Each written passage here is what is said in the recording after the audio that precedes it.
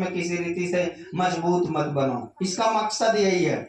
इसीलिए परमेश्वर कहता है कि तुम इजाबेल की स्पिरिट को, इजाबेल को अभी भी अपने चर्चों में, अपने कलीसियाओं में रहने देते हो। जोर से बोलिए हालेलुया। और यही परमेश्वर का दास जब सामना करता है और ये बोलती है, ये धमकी देती है, कहती है कि एलिया मैं तुम्हें मार के तुम्हारे गोश्त को कुत्तों को खिला दूंगी। जब ऐसे धमकी को एलिया सुनता है तो वो डर जाता है और उस समय वो भाग के परमेश्वर के पास जाता है। कहता है परमेश्वर आप मुझे मार डालो, मैं उसके हाथ से मरना नहीं चाहता। हालेलुया। आप सोचो कि इतना भयभीत हो जाना या डर जाना, एक इतना बड़ा आत्मिक व्यक्ति जिसके कहने से आसमान के झरोखे खुलते और बंद होते थे, जिसके कहने से आसमान से आग गिरते थे, ऐसा व्यक्ति अगर से डर जाए, मौत मांगने लगे तो बात तो कुछ है ना। जोर से बोलिए हालेलुया। मैं तारीफ नहीं कर रहा हूं दुष्ट आत्माओं का, सच्चाई बता रहा हूं। मैंने एक बात आपको एक बार बताई थी कि दुष्ट आत्माएं अलग अलग रेंज की होती हैं।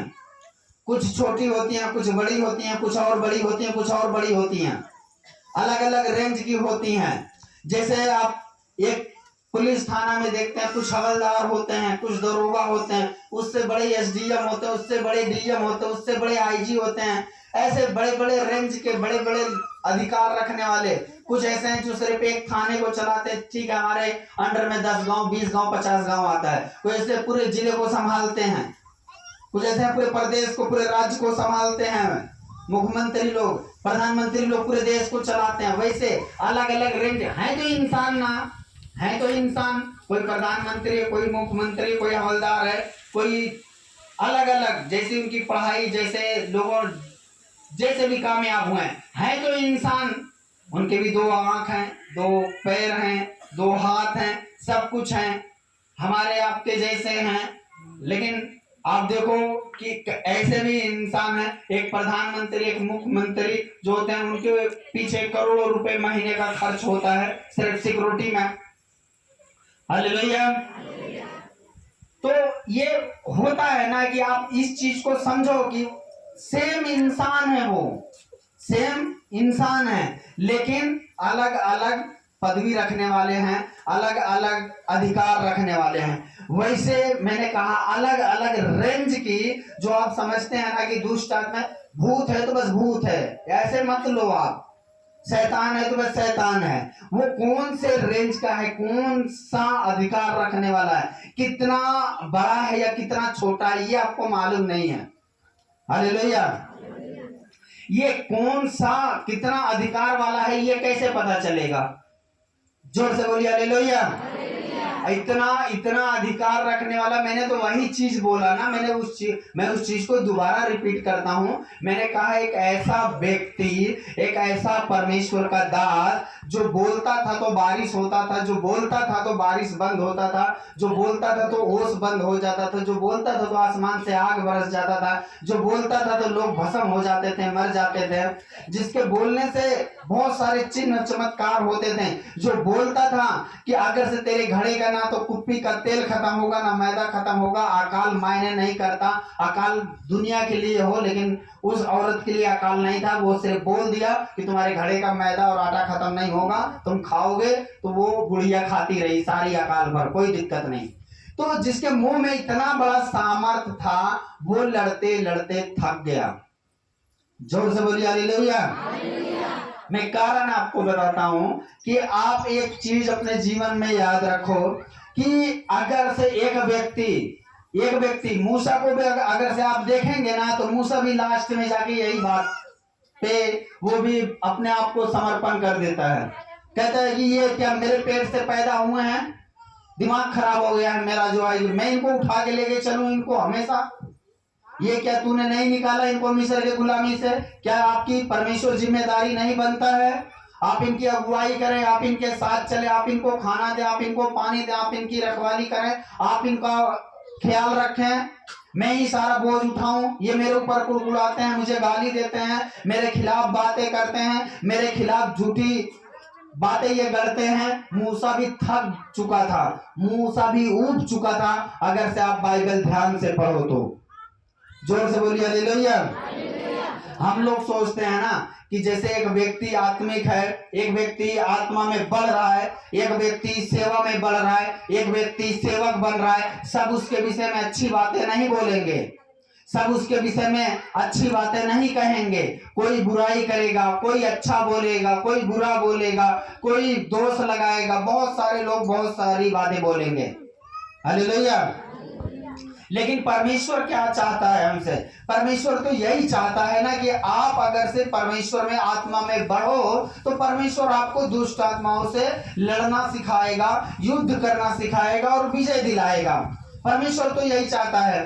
परमेश्वर जब पौलुस को अगर से आप देखो तो पौलुस यही कहते हैं, हमारी लड़ाई किसी जाति और धर्म से नहीं है, हमारी लड़ाई किसी इंसान से नहीं, हमारी लड़ाई है किससे? जो आसमान में शैतान है, जो दुष्ट आत्माएं हैं।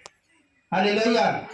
परमेश्वर का दास कहता है कि हमारी लड़ाई उनसे है। और वो लड़ाई हमें लड़ना कैसे है? प्रार्थना करना है, बाइबल पढ़ना है, उपवास रखना है। यीशु मसीह ने कहा कुछ दुष्ट आत्माएं, सब नहीं, कुछ दुष्ट आत्माएं बिना उपवास रखे, बिना प्रार्थना करे नहीं निकलेंगी।